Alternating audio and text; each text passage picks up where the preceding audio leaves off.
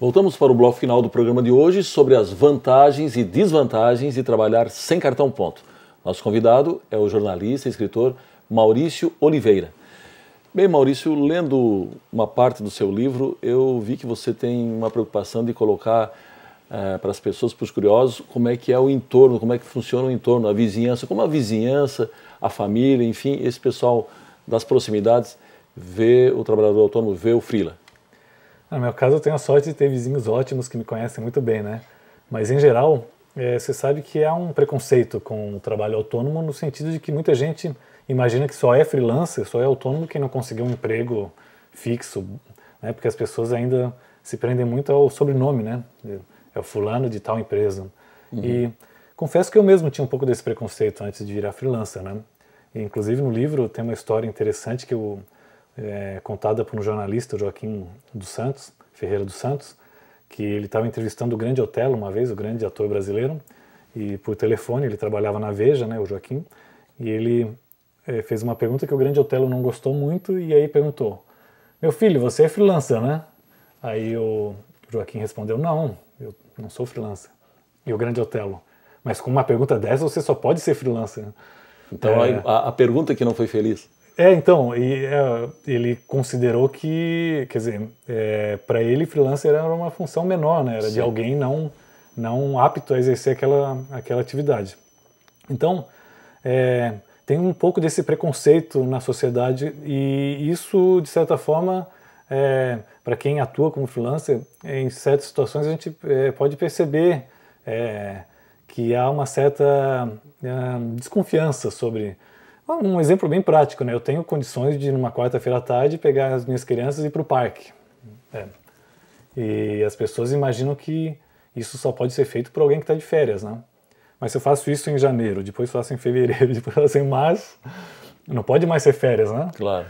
E as pessoas não estão lá de madrugada para saber que eu estou lá trabalhando de madrugada, né? Ou queimando um domingo concluindo um trabalho. Então tem essa história né? A mentalidade de que o dia útil, o horário de trabalho, quem não está trabalhando tem alguma coisa estranha com essa pessoa. Né?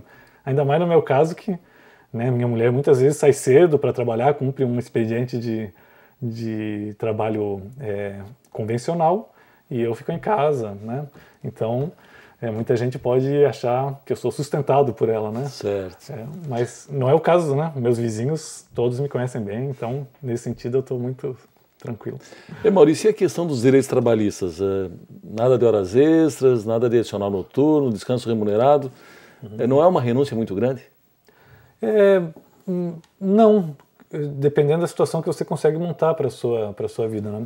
Eu tenho, na relação com as empresas que me contratam, lógico, eu tenho que emitir as minhas notas, então eu tenho uma empresa e parte da remuneração que eu obtenho eu invisto nesse tipo de benefício que eu deixo de ter, né? Quer dizer, eu pago previdência, eu tenho condições de eventualmente tirar férias com o que eu acumulei ao longo do ano.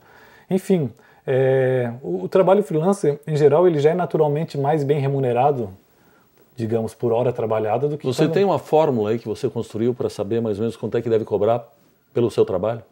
Na verdade, eu recomendo no livro, né, as pessoas sempre, é uma dúvida recorrente, eu acho que sempre tem que partir de um princípio de que você imagina mais ou menos qual seria a remuneração ideal, né, para você, claro, dentro de um patamar aceitável de mercado, né, e em cima disso coloca cerca de 50% que se refere aos benefícios que você deixa de ter, né, quando não tem carteira assinada, e esse montante você divide por 22, que é mais ou menos o número de dias úteis de trabalho num mês, né? Certo.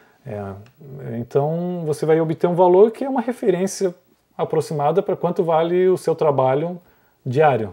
Então, quando você pega um trabalho, né, você calcula, esse trabalho, se eu for me dedicar exclusivamente a ele, eu terei que usar 3 dias nele. E multiplica por aquele número aquele fator que você tinha encontrado, né? Lógico, isso é só uma referência inicial, né? Um jeito de você ter mais ou menos uma ideia de quanto vale, qual que é a sua remuneração ideal por mês, ou por dia, ou por semana, né? Mas isso eu indico apenas como uma referência inicial, porque cada caso é um caso. há situações em que você tem o interesse de manter um vínculo, estabelecer um vínculo com aquele novo cliente, né? Então você tem que estar mais aberto para negociar. E sem contar que a maior parte dos trabalhos, na verdade, vem com preço definido já, né? Quer dizer, as empresas oferecem um trabalho com um prazo e com um valor, né? E você aceita ou não. Então, nesse sentido, não tem muito o que discutir, né? Bem, as pessoas, de um modo geral, que têm salário fixo e todo mês, se programam, fazem uma programação de receita e despesa mensal. Sim. No seu caso, é possível fazer esse tipo de raciocínio ou a programação já é diferente? Não, infelizmente as contas continuam vencendo todo mês, né? Mas a gente aprende a entender que ao longo do ano a sua remuneração vai ser mais ou menos próxima à do ano anterior e possivelmente com algum acréscimo, porque à medida que você vai estabelecendo novos vínculos, você consegue ser mais reconhecido e consegue abrir mão de trabalhos não tão bem remunerados, que não interessam mais fazer, né? Então, ao longo dos 7 anos, eu venho percebendo exatamente isso. É possível ter uma noção no início do ano de qual será o ganho anual, né? E em função disso, você pode fazer mais ou menos o seu planejamento. Lógico, é importante ter uma reserva, né? Para que você vá conseguindo pagar as contas mensais, sem ter que entrar em empréstimo, o cheque especial, né? Mas, no fundo, é tudo questão de planejamento, né?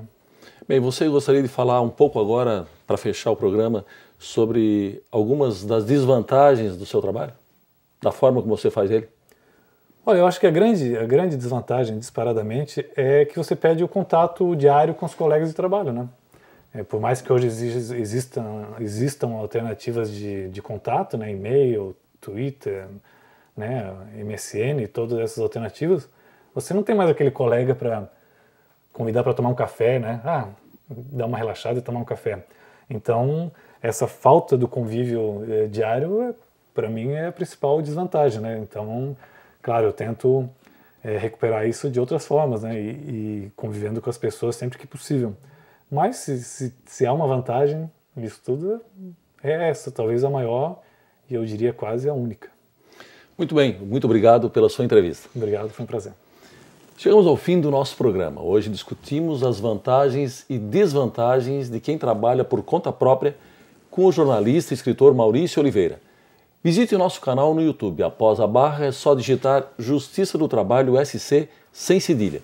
Você também pode nos seguir no Twitter no endereço TRT_SC.